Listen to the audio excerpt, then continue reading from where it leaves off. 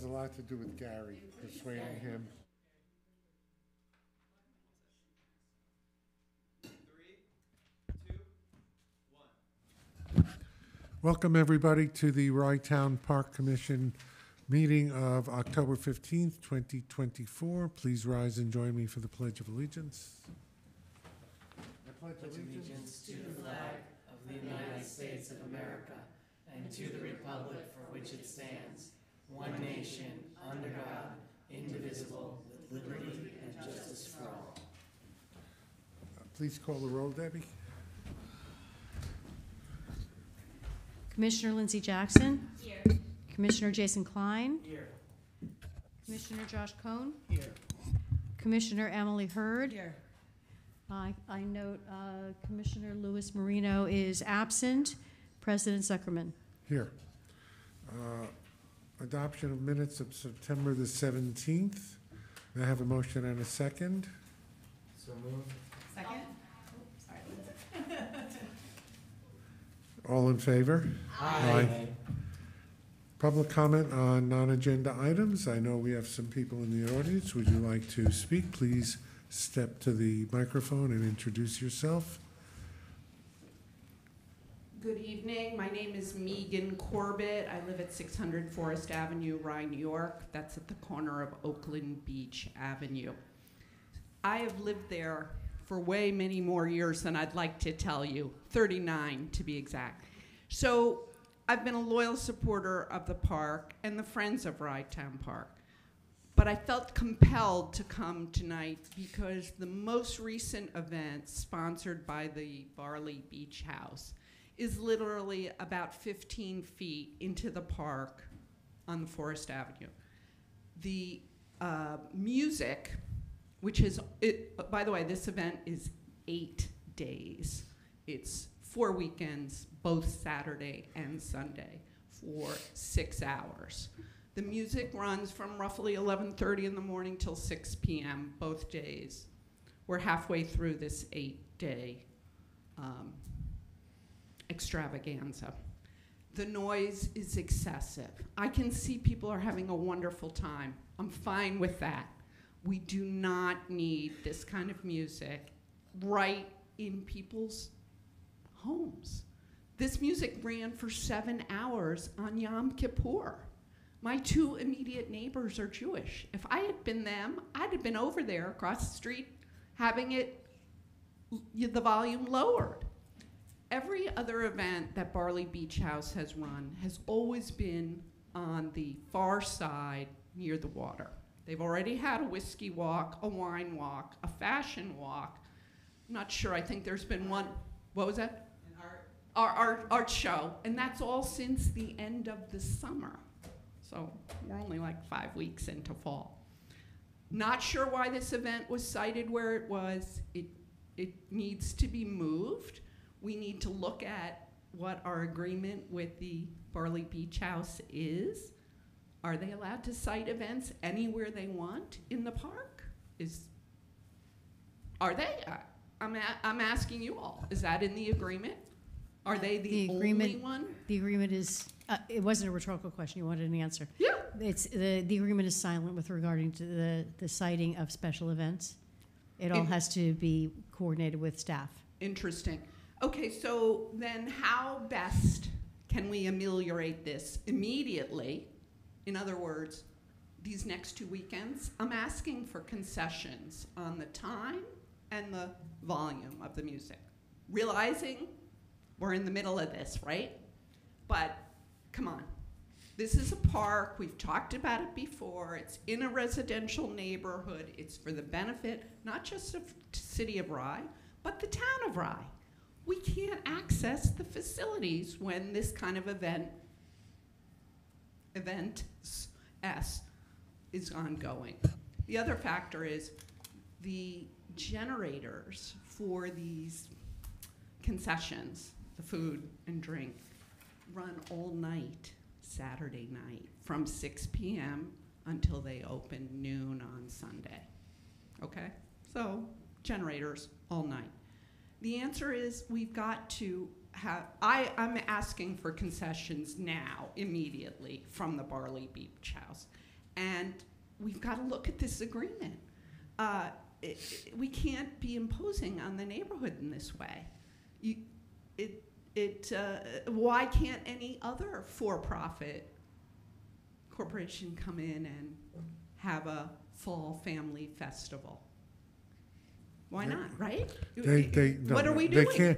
They can't because the Barley Beach House, Has an exclusive contract. no, they have to ask permission. They set forth their events at the beginning of the year that So we would- approve. So No, we nobody approved else. 4 weekends in a row?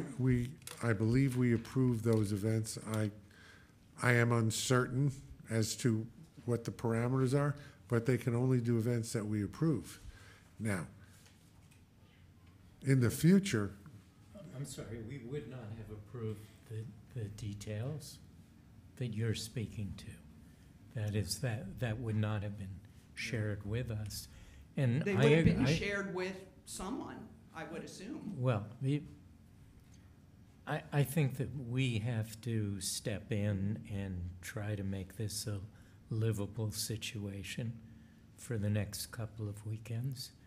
And I don't know that there's any legal reason that we shouldn't or couldn't. But that's a question for the rest of the commission.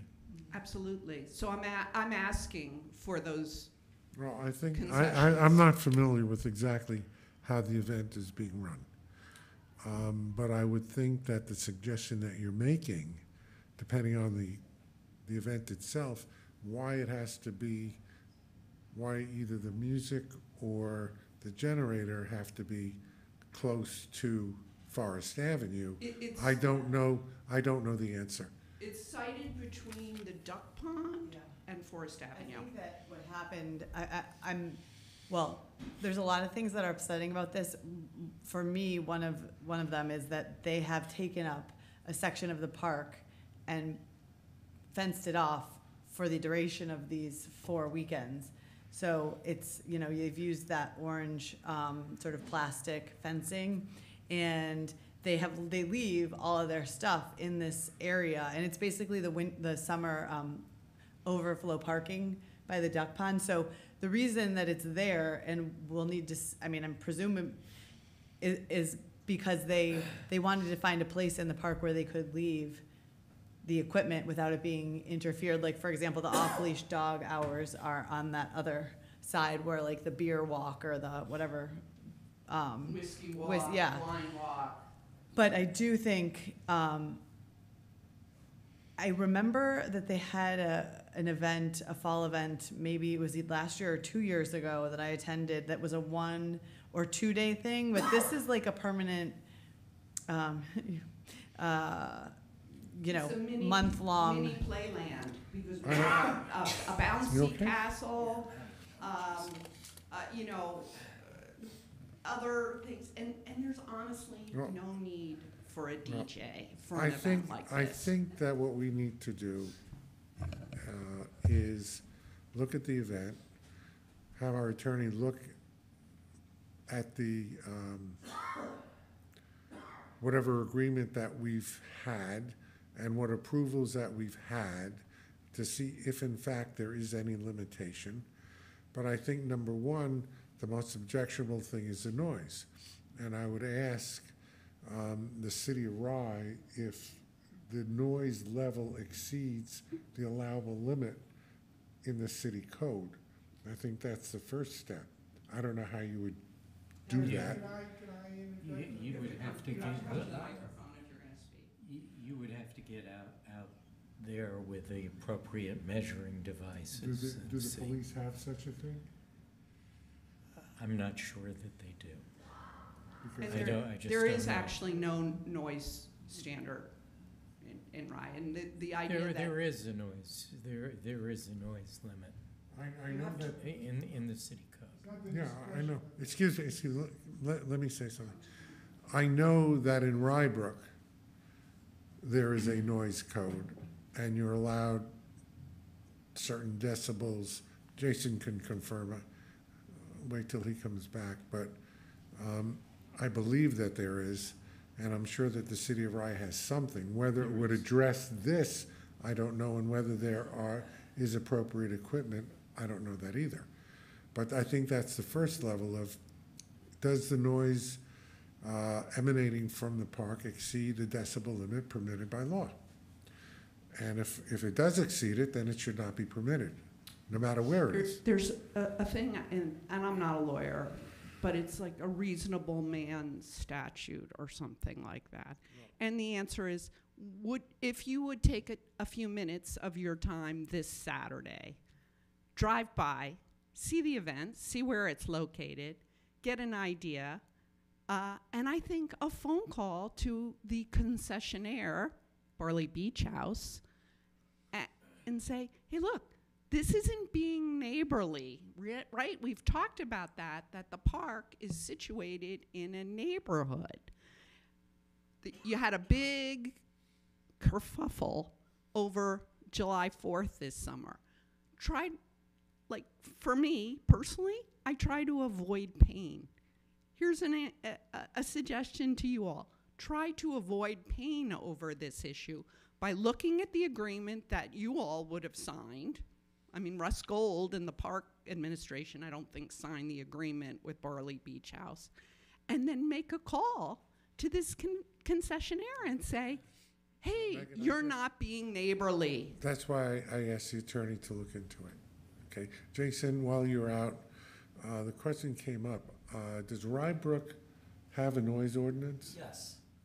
And what is that? You know offhand? I think there's some of it pertains specifically to, contractual lawn maintenance. Construction, that kind of thing. Yeah, some of it pertains to that.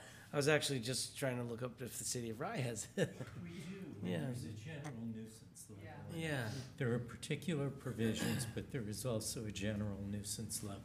And off the top of my head, I don't know what it is. But more to the point, I agree with Megan's request without even looking at our agreement. Yeah. If this is bothering people, and I think it would bother me if it were a sub-nuisance level constancy of music across the street from me for, what is it, 10, 12 hours a day? 6 to 7 hours, both days. And 14 hours total. That I too would be asking the people causing the music or the noise to just please turn it down. I have two issues, Josh. The most important issue is the noise issue. The other issue is where they're setting up. When they set up their patio on the beach a couple of years ago, we went through a fairly arduous process of where would it be located, how far from the water, how far from the wall, and they had to get permits from the city of Rye. The fire department had to approve the tents. So we went through all of that. Question that I have is, what gives them the right to set up an event any place they want? Because I don't think, and Jeff, you could look into this, that in any of our agreements where we approved you're going to have this event, that it said, and it shall take place in such and such a spot. And shall run for 8 days. Yeah, we have to look into that, Including a Megan. very solemn religious holiday for a lot of families. I agree with you in terms of this has to be regulated. Right now, it is unregulated, and we have the right and the authority to regulate it, and we need to take action with regard to that. Yeah, just sort of more generally, I mean, I understand why it's so upsetting, and I expressed to Megan that I'm grateful that, this is how we know like what the community is, thinking and feeling and responding, and so it's super helpful to have these kinds of comments, right? It's but I think just as a general matter, we get that Barley Beach House calendar. I forget which month we usually see that, and there are. It's like in February. Yeah, and like it's just it feels excessive to me It's like almost every weekend there's something there. And I just think maybe we could talk as a commission at that time about setting a more specific like allowance for them, because it does feel like, you know, every weekend there's an event and it's not even like really that a lot of them aren't bothersome to the neighbors, but it just feels like there should be some weekends where there's not something. Well, even if there are, I don't mind having events. It depends on the event. And I think what we need to do, and I don't know it doesn't affect this year, but going forward, next year and the year after and the year after, when we approve their events, we need to approve it with conditions. The event shall take place from such and such a time to such and such a time, and it shall occur in such and such a place. Well, I think what hasn't happened and needs to happen is that their event list has to be pre-vetted by park staff in advance. It should With- be a with- task force maybe of some with- folks with- from with a view the to, community. well, and an understanding of what the strains will be on the park, where this will fit in the park, and what else may be going on in the park at the same time. So that when it comes to us with staff comment and an understanding of how this will really go. I think that we have had some of that, but I don't think that what's happened this year had happened in the past to this extent. Debbie, you were going to say something. The presentation that was presented in February and approved included a page or a slide on the Family Fall Festival at Rye Town Park. It says, join us every weekend in Rye Town Park for a fun-filled day for the family. No reason to waste time driving and overpaying at these seasonal orchards. We have officially brought the orchard to you with free parking, over 2,000 pumpkins for you to choose from, cider donuts, live music, face painting, hay rides, axe throwing, food, shopping, vendors, and you'll be coming back for more. Adults are free. Kids 3 and up are $35 each. Kids tickets include 1 pumpkin from our pumpkin patch, from pumpkin painting, bubble zone, bubble wand, unlimited bounce castle, play, unlimited hay rides, kids axe throwing, cotton candy, live DJ, dance, entertainment. Pumpkins patch ring toss. Check out our giant ring toss for some family fun. I'll just skip down. There's face painting from 1 to 4. For adults, we will have over 30 shopping vendors showcasing blah, blah, blah. Yeah, So- I mean, I will definitely say, I'm looking at this slide from here, and, you know, guilty for not reading the fine print, probably, because I know when they go through these slides, it's like, it's kind of speed fire, but it does say that they're marketing it to us as the Fall Festival, which to me insinuates that it's a one weekend maybe sort of thing. It does say in there that it's going to go for 4 weekends. Yeah. Yeah. I And think- join us every weekend does not imply 2 days, both days, right? Or does it? To me, I think that, Megan, I think it's something we have to look into. Okay, this hasn't happened before. This is new. We're going to have to look at what's happened and ways that we can deal with it in the future. In the meantime, the immediate problem is the noise, and we need to do something about that. And again, I'm concerned. It sounds like, you know, they are taking over the entire park, and I don't think that any of us realize that. So I don't know for sure. You had a comment, and then I want to hear from Russ. Sir? I'll speak when my wife. But from the podium, Yes, please, because we Yes, can't. to the microphone. Good evening, I'm Mike Corbett, I've lived in Rye 50 years, I'm a practicing attorney. To start with the sound noise, I've discussed this with Rye City, Rye Police a number of times. They said it's a reasonable man judgment made by the police force. And so I didn't bother. I don't think that's correct. Okay, I'm just saying that's what I've been told. But I just want to reiterate, I've lived across and enjoyed the park. We bought the house just as we were about to have our first child, because because we enjoyed the park, and we grew up in Pelham, and I've lived in Rye 10 years before. In 40 years, I've never had a musical presentation with a stage that was not placed in the rear of the park, close to the beach, so it wouldn't intrude on, as a courtesy to the neighbors like me, and Megan and my other friends. First time, 40 years. It's right in our face. The music is so bad, myself and my neighbors, we leave our house between 11 and 6 on Saturday, Sunday.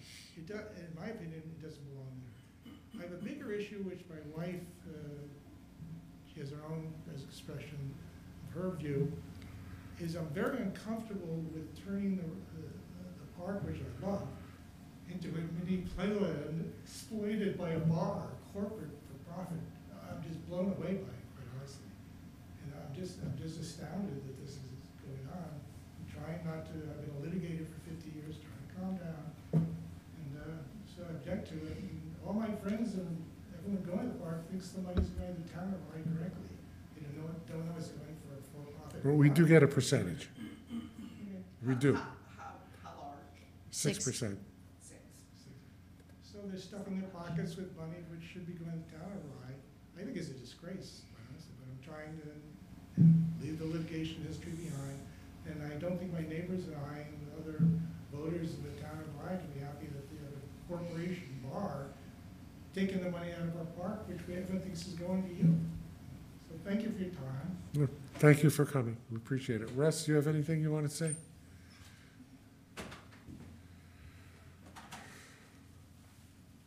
Hold your chair. Yeah, first of all, Megan and Michael, thanks for bringing this to our attention. If you recall, Megan, you did bring it to my attention during the first weekend. So I immediately interfaced with the Barley Beach House, and we made substantive changes to the format for the as far as the music and the noise was concerned. We eliminated the DJ for the starting the first weekend they had a DJ. When I say we, it's not me, it's not us, it's not the park, it's the Barley Beach House. So for the second weekend and for subsequent weekends, we have eliminated the DJ. So we just have single singer-songwriter live performances at a far lower decibel level, and then when they're done, there's a playlist that was curated by the Peak 107, which we're just playing through small speakers for the remainder of the event. I had hoped that would be enough.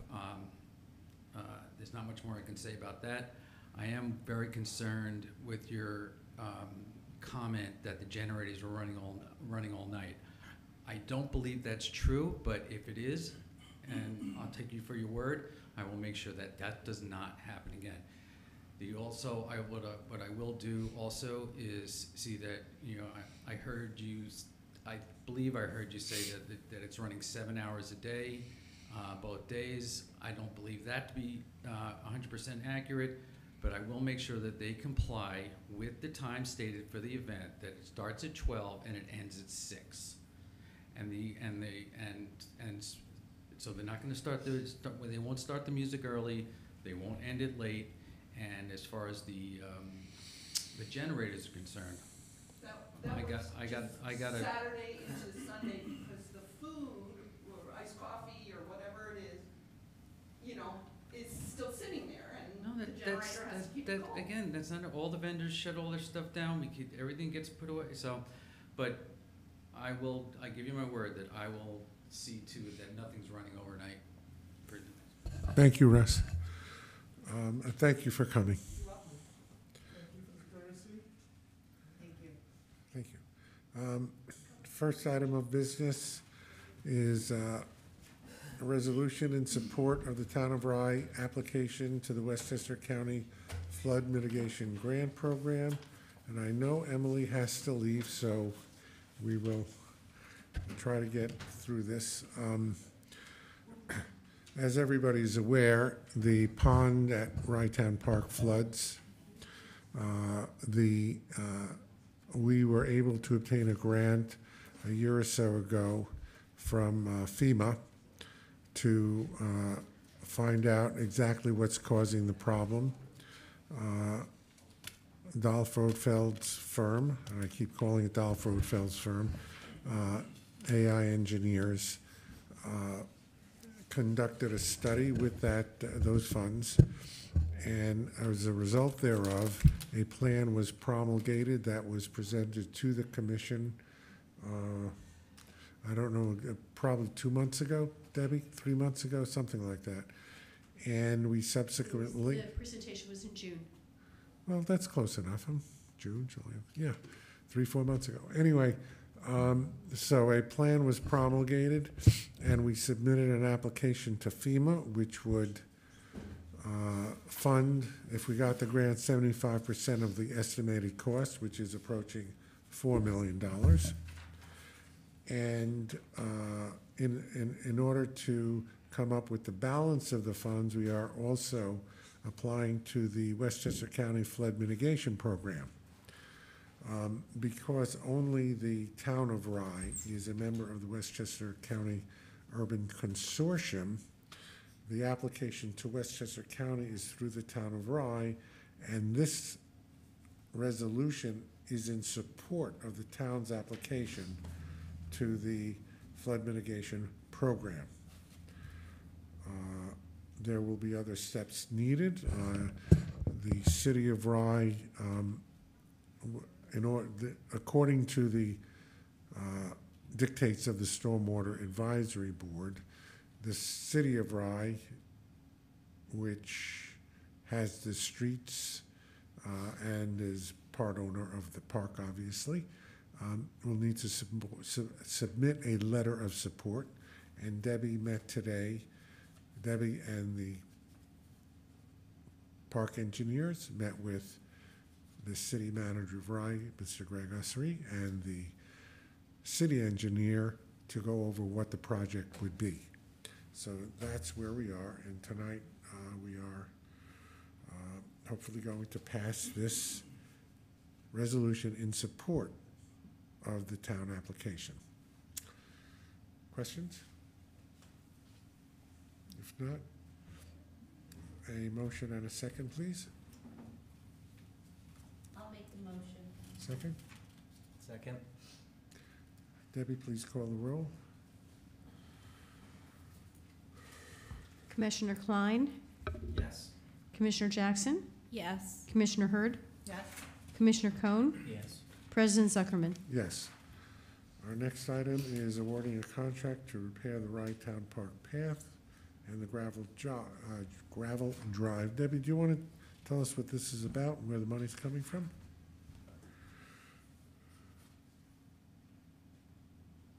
So part of the restoration of the park from the tropical storms, particularly Tropical Storm Ida, was the completion of the path with item 4, gravel, and a rolling for the path that goes around the pond. You can see the description up on your wall.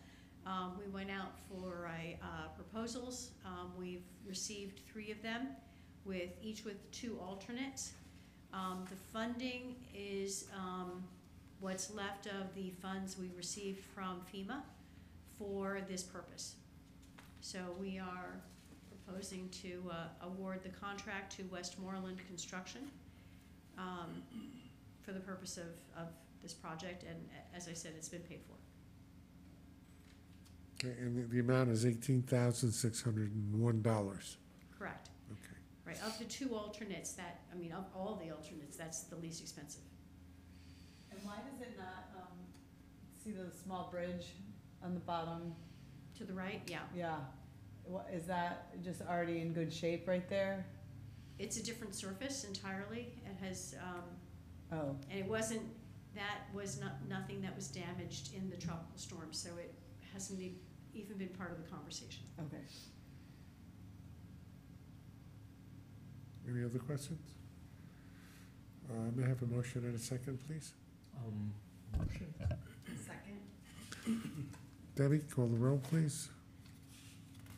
Commissioner Jackson, Yes. Commissioner Klein, Yes. Commissioner Cohn, Yes. Commissioner Hurd, Yes. President Zuckerman. Yes. Resolution basically amending a previous resolution and awarding contract for repair and actually a lot of replacement of the pavilions to Alden Bailey Restoration in an amount not to exceed $518,000. Everybody could read the resolution if you're watching on television. I will try to summarize. The roofs of both pavilions, as well as the columns, are in need of restoration and replacement. We were able to secure a grant in the amount of $250,000 through the offices of Steve Otis and the SAM program. That amount was not sufficient to do both pavilions after we received the bids, which totaled $488,000. So we revised the scope down and actually agreed to pay $292,000, which would have done one pavilion and the columns of the second pavilion. That would have resulted in a local match of over $42,000. We were able to secure a second SAM grant, again through the efforts of Assemblyman Otis, in the amount of $250,000, which makes a total of $500,000.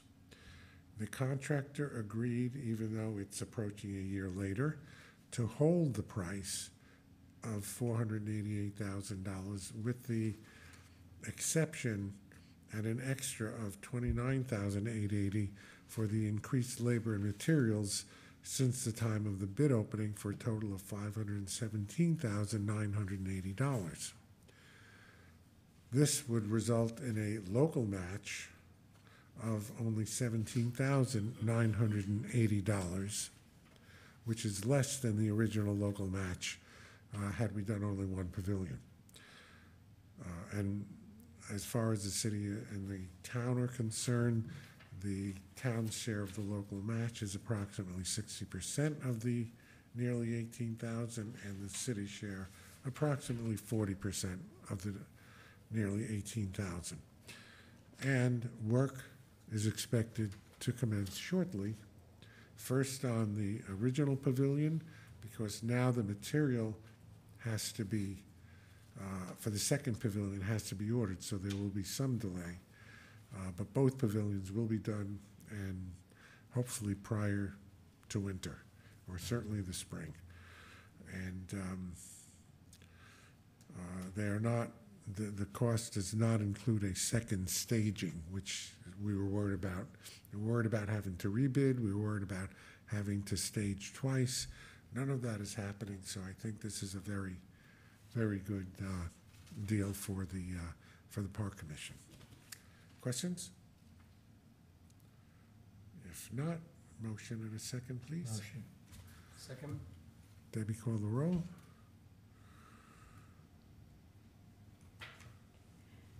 Yes, Commissioner Hurd? Yes. Commissioner Cohn? Yes. Commissioner Klein? Yes. Commissioner Jackson? Yes. President Zuckerman?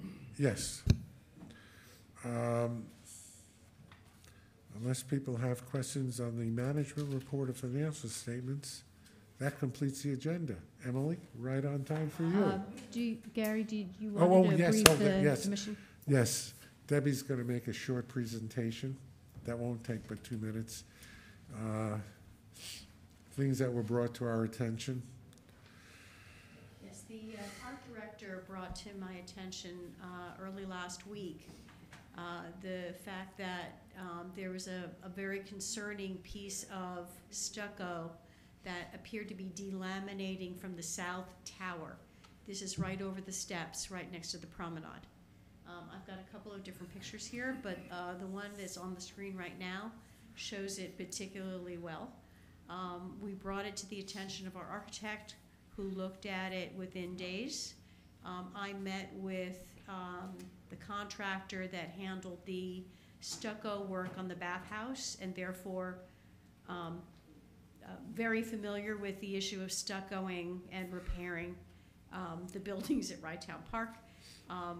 That happens to be Pauling Construction, I believe is the LLC, and Lou Larissa is the proprietor, and he'll have a bucket truck there this week addressing the dangerous situation. This is on an emergency basis because we're quite concerned that pieces of the stucco could fall and injure someone. So that's why we're taking very fast action. Do you have a sense of the cost? I do not know because we don't know what's going to happen when they bring a mallet to that piece of stucco. So and it this comes is like off. they have to remove it, they don't just like glue it. Correct. Yes. Can they just re-stucco the whole building? Well, you know Oh, something. yes. You know something. I know Mayor Cohn and I received a letter from a resident of the city of Rye, which I forwarded to Mayor Cohn along with my reply, asking whether we can knock the building down and replace it with a smaller one. My response was that it's a He wanted us to knock all the buildings down. all of them, yeah. Yeah. Well, I was concentrating on this one since we're repairing all the others. But it's a historic building, so I don't think we get permission. And to replace it would be very expensive. And I think, I don't know if it was in that letter, Mayor, or another one, you addressed somebody that that it would be, that we can't expend funds, and I said the same thing, unless we have a definite use for the building, which will be, have no use, especially when we complete the bathhouse. And we move the permit office there and the director's office there. However, what we might want to consider doing is applying for a grant just to repair the exterior of that, because I don't think there's any way that this is going to be knocked down. But just like we had replaced the roof many years ago, I think when Steve Otis was first in the assembly, I think Bobby Morabito was the town supervisor, back around, was it around 2008? When? 5? Joe Carbon, I think, was elected in 2008. No, I think it was when Bobby was the supervisor. I think you're right, around 2005. Yeah, the entire roof was replaced. So I think that's something we should consider doing.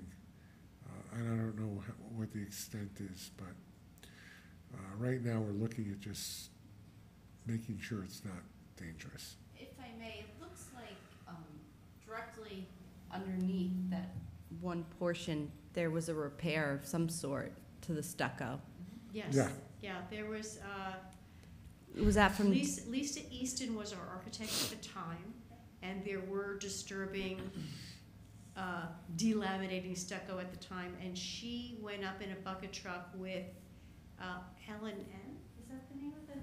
Mike Nieto, which was, he was the proprietor of the firm that replaced the roof on the tower building and the roof on the bathhouse as well. So they went up, she with a rubber mallet to, she was doing an existing conditions report, which she produced in 2017. And so they tapped off, anything that fell off at that time was patched by Mike Nieto. So that's what you're looking at. You're looking at a patch from 2017. All right, because I'm just wondering if there is sort of something underlying or within the structure that's causing the disturbance in the same area, in essence, a crack that's moving upward. I'd like to think, you know, the Pauling has a pretty good idea of what they're facing, in the fact that they really took a look. They took a very ugly situation at the bathhouse and remediated it. I think we'll probably get more information. Well, Yeah. Yeah, I To thought, your idea, Gary, at least starting to think, when we've managed other things, of essentially mothballing it. That is, doing what we need to do from a precautionary I perspective. agree with you, Josh, I agree with you. Sounds like a funeral. You want embalming it. He didn't say, he said mothballing, not embalming. Although it's about the same thing. Yes. Very much. Maybe we could enclose the whole building in lucite. Yeah, perfect. Wouldn't that be cool? We could put a giant snow globe over it. And it could snow all year long. Maybe- Exactly. Maybe we can spray it with plastic. We should get one of those like artists that does, like the huge, Wraps things. yeah, Yeah. something like that. Krista? Krista. Exactly. Yeah. No, it is concerning just Right. looking at the Emily, thank you. condition. I'm sorry to leave. That's okay, you had announced Can we it. adjourn? Yeah, motion to adjourn? I'll make the motion. I'll second. I'll third. All in favor? Aye. Thank you, everybody.